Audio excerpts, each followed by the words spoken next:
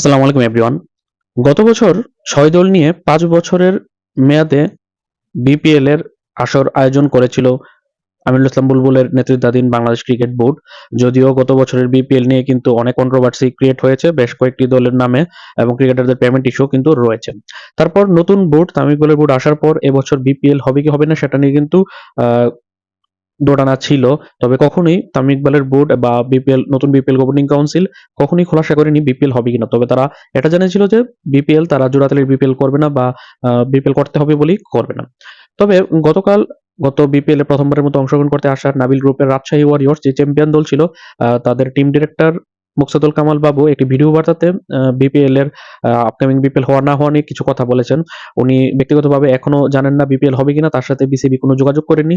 এমনকি উনি এটাও দাবি করেছে যদি বিপিএলটা যথাসময়ে আয়োজিত না হয় এবছর ডিসেম্বর জানুয়ারিতে, সেক্ষেত্রে ফ্র্যাঞ্চাইজিগুলো ক্ষতিগ্রস্ত হবে, দর্শক ক্ষতিগ্রস্ত হবে, এছাড়া তাদের স্পন্সর বা বিজনেসও এটার ইম্প্যাক্ট পড়বে, যার কারণে উনি বিপিএল আয়োজনের দাবি জানাচ্ছে বিসিবির প্রতি।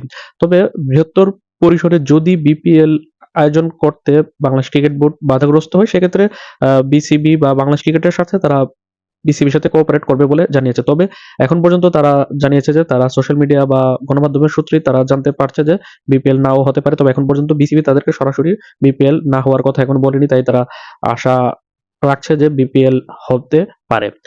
তবে গতকাল আরো একটি বিষয় সামনে এসেছে। প্রথমবারের মতো বিপিএল গভর্নিং কাউন্সিলের সদস্য সচিব মোহাম্মদ মাসুদুজ্জামান উনি একটি বেসরকারি টিভি চ্যানেলকে ফোনের সাক্ষাৎকার দেওয়াকালীন সময়ে উনি জানিয়েছেন যে এবছর বিপিএল নিয়ে তারা কোনো তাড়াহুড়া করতে চায় না এবং জোড়াতালি বিপিএল যেটা তামিম ইকবাল বলে থাকে সেটা তারা করতে চায় না, এবং এবারে বিপিএল এ দল নিতে হলে প্রত্যেকটি দলকে তাদের সকল ক্রাইটেরিয়া এবং নিয়ম নীতি মেনেই দল নিতে হবে। সেক্ষেত্রে তারা যদি যথেষ্ট সময় পায়, যদিও সময়ের অভাব নেই, তারপরেও তারা যদি সময় পায় সবকিছু গুছিয়ে আনার, সেক্ষেত্রে তারা বিপিএল করবে। কিন্তু যদি সবকিছু তারা সময়ের অভাবে গুছিয়ে না আনতে পারে, সেক্ষেত্রে এবছর বিপিএল নাও করতে পারে। সেক্ষেত্রে বিপিএল না হলে বিপিএল এর জায়গাতে তারা অন্য কোনো টুর্নামেন্ট আয়োজনের পরিকল্পনা করছে। আপাতত তারা বিপিএল একভাবে হবে না এরকমটা বলছে না, তবে বিপিএল না হওয়ার সম্ভাবনা বেশি। তার বক্তব্য শুনে যতটুকু বোঝা যাচ্ছে যে বিপিএল নাও হতে পারে, সেক্ষেত্রে তার বিকল্প ভাবনায় যাচ্ছে। যদিও বিপিএল এর বিকল্প ভাবনায় তারা অন্য টুর্নামেন্টের কথা বলছে, তবে জানা গিয়েছে যে বিপিএল এর সময়কালে, যেটা গত বছর বিপিএল হয়েছিল 26 ডিসেম্বর থেকে 23 জানুয়ারি, এবছর বিপিএল এর যে ফাঁকা সময় স্লটটা রাখা হয়েছে এখন পর্যন্ত, যেখানে ইন্টারন্যাশনাল ক্রিকেট নেই, সেই জায়গাতে ভারতের সাথে বাংলাদেশের দ্বিপাক্ষিক সিরিজ হতে পারে এমন একটা আলোচনা কিন্তু সোশ্যাল মিডিয়া বা গণমাধ্যমে উঠে এসেছে। মূলত আগামী মাসে সেপ্টেম্বরে ভারতের বাংলাদেশে সফর করার কথা ছিল, কিন্তু সেই সফরটি দুই দেশের সরকার, বিশেষ করে ভারতীয় সরকারের হস্তক্ষেপের কারণে সেই সিরিজটি যথাসময়ে সেপ্টেম্বরে হচ্ছে না, এবং সেটাই পিছিয়ে জানুয়ারির ৩ থেকে 18 জানুয়ারির মধ্যে সেই সিরিজটা আয়োজনের পরিকল্পনা করছে বাংলাদেশ ক্রিকেট বোর্ড বিসিবি এবং ইন্ডিয়ান ক্রিকেট বোর্ড বিসিসিআই। জোর সম্ভাবনা রয়েছে ওই সময়ে বাংলাদেশ এবং ভারত সিরিজটি আয়োজন করার।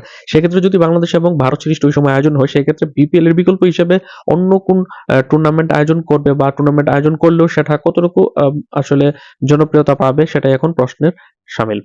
এখন মূল কথা হচ্ছে যে বিপিএল যথাসময়ে এবছর আয়োজন হচ্ছে না, এবং এবছর 2014 সালে প্রথম বিরতির পর তারপর 2018 সালেও কিন্তু নির্বাচনের কারণে বিপিএল আয়োজিত হয়নি।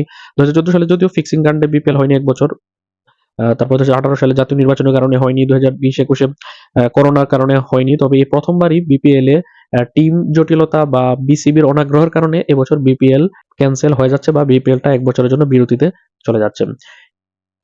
তাই আমি মনে করি এখন আর আশা রেখে লাভ নেই যে এবছর বিপিএল হবে। বিপিএল না হওয়ার সম্ভাবনাই বেশি, কারণ আগস্ট শেষের দিকে আর মাঝে মাত্র যদি বিপিএল আয়োজন করতে হচ্ছে, সেক্ষেত্রে দলগুলো কনফার্ম করতে হলেও কিন্তু সেপ্টেম্বরের মধ্যেই প্রতি বছর দলগুলো কনফার্ম হয়ে যায়, তারপর প্লেয়ার্স ড্রাফট অক্টোবরে হয়, তারপর নভেম্বর ডিসেম্বরের দিকে কিন্তু ডিসেম্বরে বিপিএল আয়োজন হয়ে যায়।